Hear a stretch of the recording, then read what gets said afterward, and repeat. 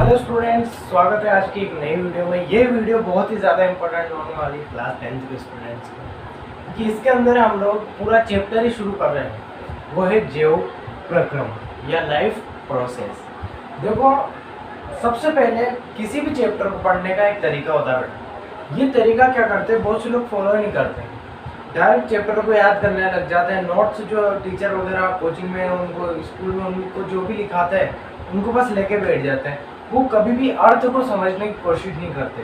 और कई बार ऐसा हो जाता है, कई बार अर्थ को समझने की वजह से हम क्या कर देते हैं, अनर्थ भी कर देते हैं। तो देखें, सबसे पहले एक बहुत अच्छा छोटा सा तरीका बता रहा हूँ आपको। किसी भी चैप्टर को पढ़ने से पहले उस चैप्टर के नाम को समझे, उसको नाम को जो उस चैप्टर का दे रखा है उस नाम के अर्थ को समझे कि वो हमसे क्या कहना चाहता है। आज ये जो छठा चैप्टर है, इसके अंदर के ये जो पोर्शन है ना, बहुत ही ज़्यादा इम्पोर्टेंट है। बच्चों को इनमें डाउट अक्सर आते हैं। बच्चों को पोषण में डाउट आ जाएगा, श्वसन में आ जाएगा, वहन तंत्र में आ जाएगा, उत्सर्जन तंत्र में आ जाएगा। ये जो तंत्र है इनके अंदर बहुत सारे डाउट्स आते हैं। तो चलिए शुरू करते हैं। ये वीडियो बहुत ज़्यादा इम्पोर्टेंट है, ठीक है। तो प्लीज़ पढ़िएगा। ये पार्ट 1 है, मैं लिख भी देता हूँ एक बार कौन सा पार्ट है। ये 1, ठीक है। अब सुने, देखो, जीव प्रक्रम या लाइफ प्रोसेस क्या होती है, नाम से पता लग रहा है कि जब भी किसी भी जीव के लाइफ साइकिल को या लाइफ प्रोसेस, साइकिल तो अलग हो जाएगा, लाइफ की जो जितनी भी प्रोसेसिंग है उसके अंदर उन सारी चीज़ों के समूह को पढ़ा जाता है। तो उस चीज़ को क्या कहते हैं, लाइफ प्रोसेस कहते हैं या फिर जीव प्रक्रम कहते हैं। अब इसकी ये वाली थोड़ी थ्योरी लिख सकते हैं। इसकी थ्योरी क्या है, इंटरनेशनल वो वाली मैं आपको बता देता हूँ कि वे सभी प्रक्रम जो संयुक्त रूप से जीव का अनुरक्षण का कार्य करते हैं, जीव के अनुरक्षण का कार्य करते हैं, तो क्या कहलाता है, जीव प्रक्रम कहलाता है। इस थ्योरी को आप लोग भी अपने नोट्स में ऐड कर लीजिएगा, ठीक है। अब इसके भागों की बात कर रहे हैं हम, तो इसके नॉर्मली 4 भाग हो रहे हैं। पहला पोषण, दूसरा श्वसन, तीसरा वहन और चौथा उत्सर्जन। देखो, एक छोटी सी चीज आपको समझा दूं, ये चीज है आप लोगों को सिर्फ 2 चीजों में पढ़नी है। अक्सर जब कोई चीज के बारे में टीचर बताता है या कोई भी वैज्ञानिक किसी भी बात में बताता है तो उसको आधार पर बांटता है, और इसे 2 भागों में, 2 आधारों में बांटा गया है। पहला आधार कौन सा बेटा, मानव, और दूसरा आधार कौन सा है, पौधे। यानी कि इसी के अंदर हमें अध्ययन करना, बस बाकी चीज़ों में नहीं करना। बाकी कोई से भी जीव जंतु किसी में भी नहीं पढ़ना, सिर्फ और सिर्फ ध्यान रखना है मनुष्य के अंदर। सबसे ज़्यादा इम्पोर्टेंट भी है ये मनुष्य में। अगर आप लोगों को पोषण पढ़ना है, मनुष्य में भी पढ़ना है और पौधों में भी पढ़ना है, ये तो दोनों में ही इम्पोर्टेंट पड़ता है। श्वसन तो डायरेक्ट इसी में आता है, मनुष्य में डायरेक्ट। इनमें तो गैसों का आदान प्रदान होता है, ठीक है। इसके बाद हम वहन की बात करते हैं। वहन नॉर्मली हमारे हृदय के माध्यम से शिरा वगैरह, धमनी वगैरह सबका अध्ययन होगा। वो पार्ट देख लीजिएगा आप लोग, 4th या 5th ऐसा कुछ बनेगा उसका तो। और हमें इसी तरीके से इसमें उत्सर्जन भी पढ़ना। उत्सर्जन भी मानव में भी आएगा और पौधों में भी आएगा। तो थोड़ा सा ध्यान रखिएगा, हर एक टॉपिक को डिटेल में पढ़ाने की कोशिश की है मैंने। और क्योंकि देखो, इतना बता दूँ, जितना आप लोगों के सिलेबस है ना कोर्स में, 10th का लेवल बहुत ज़्यादा छोटा होता है। इस हिसाब से अगर वहीं आप लोग 11th में आ जाओ, अभी मैं एक टॉपिक बताता हूँ आपको, 7वें चैप्टर का, वो नियंत्रण एवं समन्वय। उसके अंदर मैंने मस्तिष्क की भी वीडियो बना के पोस्ट हो जाएगी आपके पास यहाँ। उसके अंदर है ना एक लास्ट टॉपिक है, वो है पौधों में संवहन, पौधों में समन्वय है ना, पौधों में समन्वय। वो जो टॉपिक है उसके अंदर है ना हम हार्मोन्स का भी अध्ययन करते हैं कि पादप हार्मोन क्या क्या होता है। तो उन चीज़ों को सिर्फ आप लोगों के टॉपिक दे रखा है, उसका काम दे रखा है, डिटेल में नहीं दे रखा। डिटेल आज बताऊंगा मैं कैसे आती है। जब आप लोग 11 में जाओगे तो आप लोगों को जब पादप हार्मोन पढ़ाए जाएंगे तो जैसे नाम आ जाएगा, जिब्रेलिन, ऑक्सिन, तो इस तरीके से नाम आ जाएगा और उसको आधारों पर बांटेंगे कि इस वैज्ञानिक ने ये बात देखी, इस वैज्ञानिक ने ये बात बोली, फिर इसको ये नाम दिया गया, फिर इसको ये नाम दिया गया, आज इसकी ये इतनी प्रजातियाँ जो मौजूद है, ये सारी बातें बताई जाएगी। लेकिन आप लोगों को बिल्कुल शॉर्ट दे रखा है, तो टेंशन की बात नहीं है, बिल्कुल शॉर्ट एंड स्वीट आप लोगों के लिए वीडियोस लेकर आ रहा हूँ। प्लीज़ वीडियो को लाइक ज़रूर से कर दिया कीजिए और प्लीज़ सब्सक्राइब, ठीक है। चलो सुनो, अब इन टॉपिक्स के बारे में डिटेल देखेंगे। जब मैंने मस्तिष्क वाली वीडियो बनाई थी तो उसके अंदर मैंने बताया था कि अगली वीडियो जो है पाचन तंत्र पे आ जाएगी, पाचन तंत्र ही आने वाला है, लेकिन थोड़ा सा सब्र करो, ठीक है। चलो पोषण की बात करते हैं। पोषण को जो है न्यूट्रिशन भी कहते हैं। अब पोषण क्या होता है कि जीव द्वारा भोज्य पदार्थों को ग्रहण करने की प्रक्रिया क्या कहलाती है, पोषण कहलाती है, ठीक है। जब हम खाना खाते हैं तो किस लिए खाते हैं, ताकि हमें एनर्जी मिल सके, इसलिए नहीं भूख लग रही है, नींद लग रही है, नहीं, ऐसा कुछ नहीं है, एनर्जी के लिए खाते हैं। तो एनर्जी के लिए जब हम खाते हैं तो उस चीज को, भोज्य पदार्थों को ग्रहण करने की प्रक्रिया क्या कहलाती है, पोषण कहलाती है, न्यूट्रिशन कहलाती है। अब हम आते हैं टाइप्स ऑफ न्यूट्रिशन, अर्थात पोषण के प्रकार। पोषण नॉर्मली दो भागों में बांटा गया है। देखो, पहला होता है स्वपोषी पोषण, दूसरा होता है विषम पोषी पोषण। याद रखना, जो अपना खाना स्वयं बनाते हैं, स्वयं ऐसे नहीं पौधे की बात कर रहा हूँ, हम भी कई बार बना लेते हैं, मम्मी वगैरह बनाती है घर में, तो वो चीज स्वपोषी पोषण में नहीं आता, वो विषम पोषण में आता है।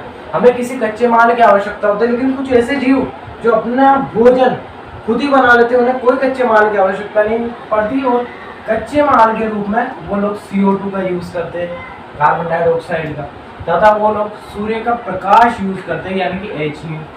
तो ये जो चीजें हैं इनके बारे में बता रहा हूँ मैं आपको। तो ये कौन करते हैं, नॉर्मली पादप, ठीक है। पादपों में स्वपोषी पोषण पाया जाता है। अब मैं वही अगर बात कर दूं विषम पोषी पोषण, तो वे पोषण या वे जीव जो अपना पोषण यानी कि भोज्य पदार्थों को क्रिया ग्रहण करने की प्रक्रिया किससे प्राप्त करते हैं, भोज्य पदार्थ दूसरे जीवों से, अर्थात दूसरे जीवों पर निर्भर रहते हैं। अब पृथ्वी पर पाया जाने वाला लगभग हर जीव क्या है, विषम पोषण। सिर्फ इसके अंदर पादप आता है। किसी भी कोर्स में, किसी भी सिलेबस में कहीं भी देख लेना आप लोग, ज्यादातर आपको उदाहरण पादप ही मिलेंगे स्वपोषण में, ठीक है। अब हम इनके बारे में डिटेल में जानेंगे। इतना कंफर्म कर देता हूँ कि बहुत से लोग आप लोगों को है ना विषम पोषी पोषण के अंदर इतने सारे टॉपिक्स लिखा देंगे, लेकिन ध्यान रखना वो 11 का कोर्स होता है। 11 के अंदर मैंने खुद में 7 से 8 टॉपिक इसी के पढ़े थे, जिसके अंदर रुधिर पोषी और भी काफी सारे थे यार। सारे अब पढ़ाने में थोड़े आएगी वो आप सब लोगों पे। तो याद रखें 10th का सिलेबस इतना सही है कि नाम आया उसका अर्थ आया, नाम आया उसका अर्थ आया, बस इससे ज्यादा नहीं है। टेंशन ना लें, जो आपको पढ़ा रहा हूँ वही आपका सिलेबस में आएगा, वही आपका कोर्स में, और इंशाअल्लाह वो वही आप लोगों के कहाँ पर आएगा, बोर्ड एग्जाम में भी आ जाएगा, ठीक है। तो कोशिश करते हैं हम आपको बताने की, पूरी प्रिपेयरिंग चल रही है अभी। तो चलिए अब हम इसको डिटेल में पढ़ेंगे, स्वपोषी पोषण।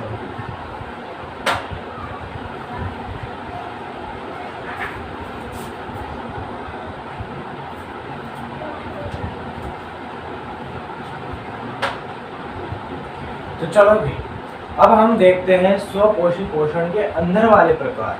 देखो पहले तो बात बता दी है मैंने आप लोगों को कि ये जो चीज होती है ये किसमें होती है, प्लांट्स में होती है। किसमें होती है बेटा, प्लांट्स में। अब प्लांट्स के अंदर जो है प्रकाश संश्लेषण की प्रक्रिया होती है, लेकिन क्या सर इतना ही से बात है, स्वपोषी पोषण की तो डिटेल में बता चुका हूँ यार, जो अपना भोजन स्वयं बनाते हैं, ठीक है। उदाहरण के लिए तो ये आ ही जाएगा आपको।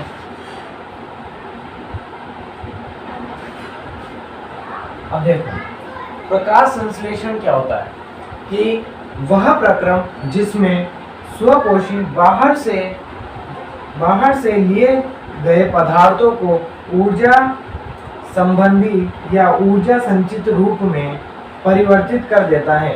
ये पदार्थ कार्बन डाइऑक्साइड जल के रूप में लिए जाते हैं, जो सूर्य का प्रकाश तथा क्लोरोफिल यानी कि पर्णहरित की उपस्थिति में कार्बन डाइऑक्साइड में परिवर्तित कर दिए जाते हैं। याद रखें एनर्जी के लिए इन चीज़ों की आवश्यकता होती है। ये टॉपिक आ गया, ये इम्पोर्टेंट है, ठीक है।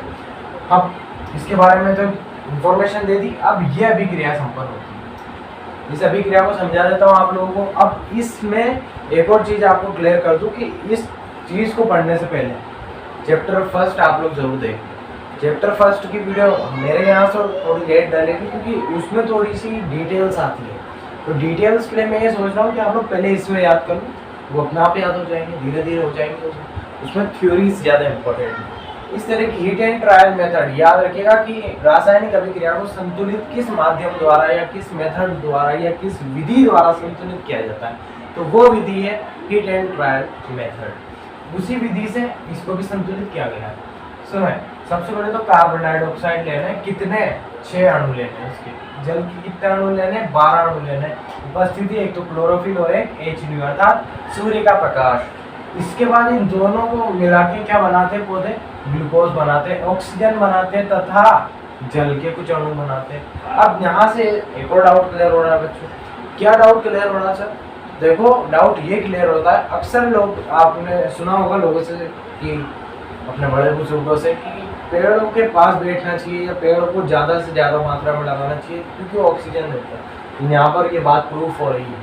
उन्हें कार्बन डाइऑक्साइड की आवश्यकता होती है और हमें ऑक्सीजन की, तो वो क्या बनाते हैं? ऑक्सीजन। इसलिए इनके पास बैठना सुरक्षित बल्कि आवश्यक और लाभदायक होता है। ठीक है, चलो अब हम देखते हैं प्रकाश संश्लेषण की क्रिया में अति आवश्यक पदार्थ कौन कौन से। पहला तो कार्बन डाइऑक्साइड है, दूसरा है जल यानी कि H2O, तीसरा है क्लोरोफिल और पांचवा है, चौथा है H2 या प्रकाश।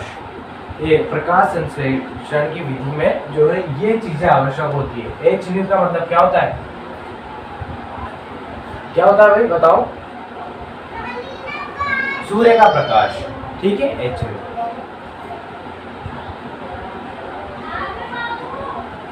हाँ, इनकी आवश्यकता होती है। अब जब प्रकाश संश्लेषण की क्रिया संपन्न होती है अर्थात प्रकाश संश्लेषण के दौरान कौन कौन सी घटनाएं होती है जो कि निम्न है। तो देखो, मैं भी वो घटना आपको बता देता हूँ। घटनाएं पहली होती है क्लोरोफिल द्वारा प्रकाश ऊर्जा को अवशोषित किया जाता है। क्लोरोफिल द्वारा प्रकाश ऊर्जा को यानी कि की एनर्जी। ये शॉर्ट फॉर्म सिखा रहा हूँ आप लोगों को, नोट्स बनाने के लिए सबसे अच्छे तरीके होते हैं। शॉर्ट में लिखता हूँ एनर्जी को, एनर्जी से लिखते हैं H2 प्रकाश, प्रकाश की ऊर्जा को यानी कि प्रकाशिक ऊर्जा को अवशोषित किया जाता है। एक तो क्या किया जाता है? इसको अवशोषित किया जाता है, अवशोषित किया जाता है। दूसरी चीज क्या आ जाएगी कि प्रकाश ऊर्जा को रासायनिक ऊर्जा में रूपांतरित करके जल अणुओं का हाइड्रोजन तथा ऑक्सीजन में अपघटन करना। देखो, इस चीज को भी शॉर्ट में लिखना सिखाता हूँ। प्रकाश ऊर्जा और रासायनिक ऊर्जा, प्रकाश ऊर्जा होती है, इसको रासायनिक ऊर्जा में बदला जाता है। रासायनिक ऊर्जा, ठीक है। चलो, ये यहाँ तक तो समझ में आ गया होगा यार। इसके बाद लास्ट है कि कार्बन डाइऑक्साइड यानी कि CO2 को कार्बोहाइड्रेट में अपघटित या अपचयित किया जाता है। अपचयित है ना? कार्बोहाइड्रेट अपचयित किया जाता है। ठीक है, उम्मीद करता हूँ यहाँ तक समझ में आ गया होगा। इसके बाद हम एक वेरी वेरी इंपॉर्टेंट स्ट्रक्चर जो है सीखने वाले, वो है रंध्र यानी कि स्टोमाटा। ठीक है,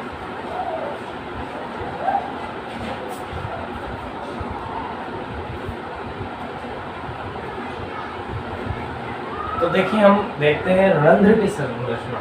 तो स्क्रीन पर एक फोटो आ रहा होगा, वो है रंध्र की संरचना। तो देखो, रंध्र की संरचना आप लोग यहाँ से बना लीजिए या फिर से बना लीजिएगा।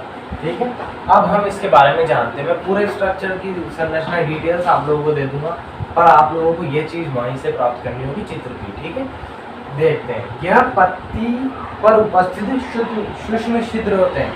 सूक्ष्म यानी कि अत्यल्प छोटे, इन्हें आंखों से नहीं देखा जा सकता, इसलिए सूक्ष्मदर्शी की सहायता से इन्हें देखा जाता है। देखो, इसके कार्य क्या क्या होते हैं। एक तरीके से नॉर्मली क्या है, सूक्ष्म छिद्र है, वो भी पत्तियों पर उपस्थित, पत्ती पर। ठीक है, कार्य क्या क्या होते हैं। पहला तो गैसों का आदान प्रदान करते हैं, यानी कि प्रकाश संश्लेषण के लिए गैसों का अधिकांश आदान प्रदान इन्हीं छिद्रों द्वारा होता है। तो गैसों का आदान प्रदान,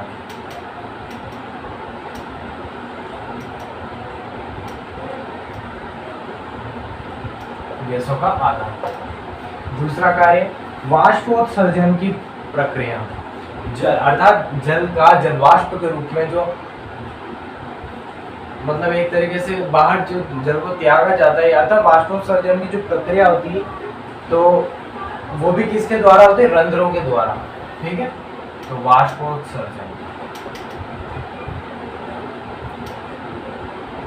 उसकी परिभाषा जरूर याद रखिएगा, वाष्पोत्सर्जन। ठीक है, तो इसकी संरचना आ जाती है, संरचना आप लोग देख लीजिएगा।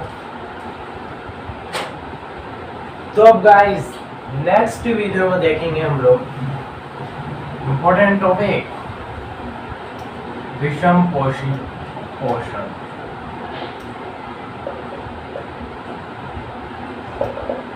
ये हम लोग नेक्स्ट वीडियो में पढ़ने वाले हैं। मैंने आप लोगों को थोड़ी बहुत डिटेल दे दी। नेक्स्ट वीडियो में हम इसके प्रकारों के बारे में जानेंगे। ठीक है, तो चलिए आज के लिए बस इतना ही।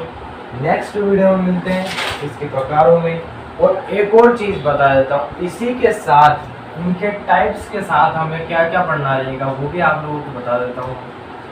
टाइप्स के साथ अमीबा में पोषण पढ़ेंगे हमें, अमीबा में पोषण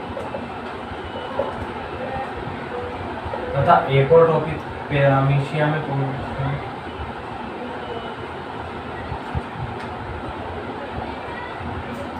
में पोषण। और फिर इससे भी ज्यादा नेक्स्ट वीडियो में पार्ट 3 में हम पढ़ेंगे मानव में पोषण।